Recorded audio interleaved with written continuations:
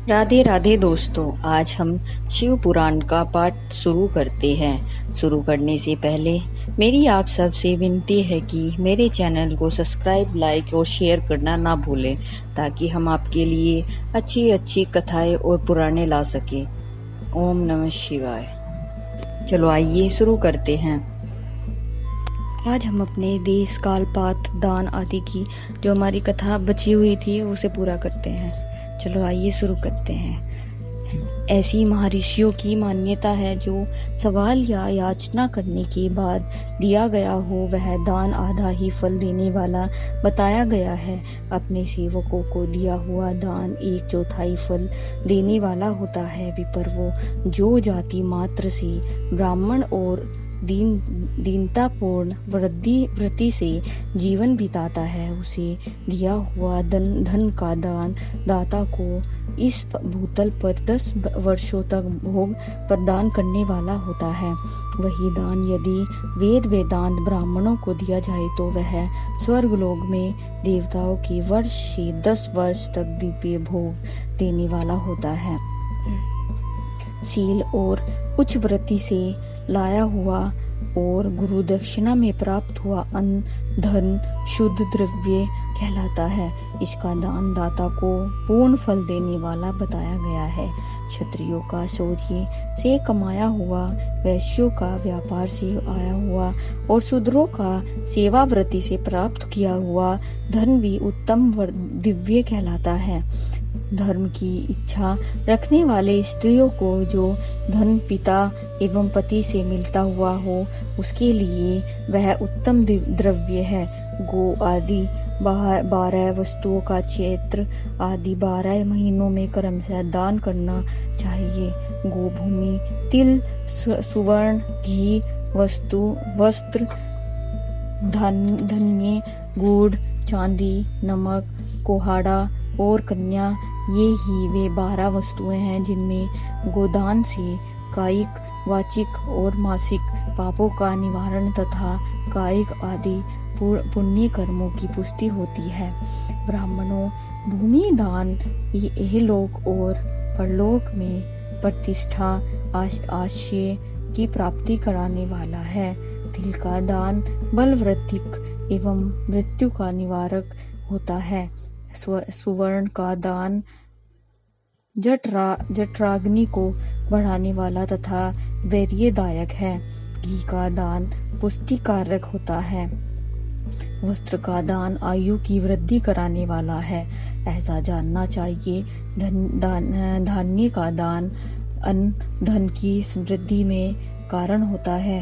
गुड़ का दान मधुर भोजन की प्राप्ति कराने वाला होता है। चांदी दान से वीर्य वृद्धि होती है। लवण का दान षडश भोजन की प्राप्ति कराता है। सब प्रकार का दान सारी स्मृति की सिद्धि के लिए होता है। व्यग पुरुष कुष्मांडा के दान को पुष्टिदायक मानते हैं। कन्या का दान आजीवन भोग देने वाला कहा गया है। ब्राह्मणों वह लोक और परलोक में संपूर्ण भोगों की प्राप्ति कराने वाला है। विद्वान पुरुषों को चाहिए कि जिन वस्तुओं से श्रवण आदि इंद्रियों की तृप्ति होती है, उनका सदा दान करें। श्रोत आदि 10 इंद्रियों के जो शब्द आदि 10 वर्ष के विषय हैं, उनका दान किया जाए तो वे भोगों की प्राप्ति कराते हैं। तथा दिशा आदि इंद्रियां देवताओं को संतुष्ट करते हैं। वेद और शास्त्र को गुरु मुख से ग्रहण करके, गुरु के उपदेश से अथवा स्वयं ही बोध प्राप्त करने के पश्चात जो बुद्धि का यह निश्चय होता है कि कर्मों का फल अवश्य मिलता है, इसी को उच्च कोटि की वास्तविकता कहते हैं। भाई बंधु अथवा राजा के भय से जो वास्तविकता बुद्धि या श्रद्धा होती है, वह कनिष्ठ इस श्रेष्ठ श्रेणी की वास्तविकता है, जो सर्वथा दरिद्र है, इसलिए उसके पास सभी वस्तुओं का अभाव है। वह वाणी अथवा कर्म शरीर द्वारा यजन करे। मंत्र, स्तोत्र और जप आदि को वाणी द्वारा किया गया यजन समझना चाहिए तथा तीर्थ यात्रा और व्रत आदि को विद्वान पुरुष शारीरिक यजन मानते हैं।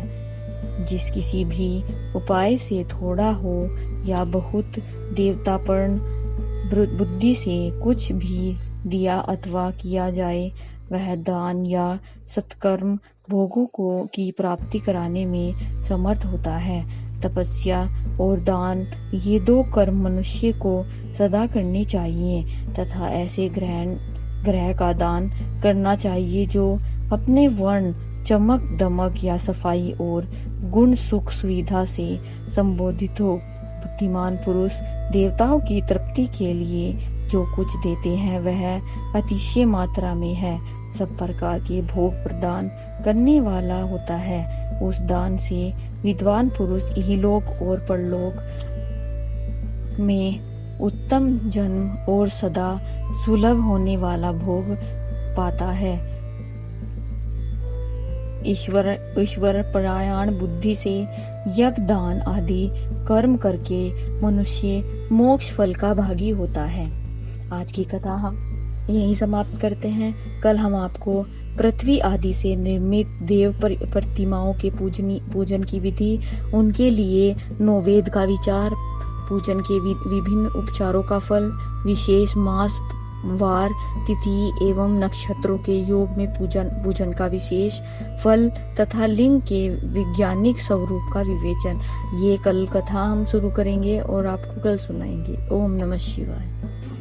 अगर आपको मेरी वीडियो अच्छी लगी तो बेल आइकन दबाना ना भूलें ताकि आपको मेरे आने वाली वीडियोस का नोटिफिकेशन मिलता रहे। धन्यवाद। ओम नमः शिवाय।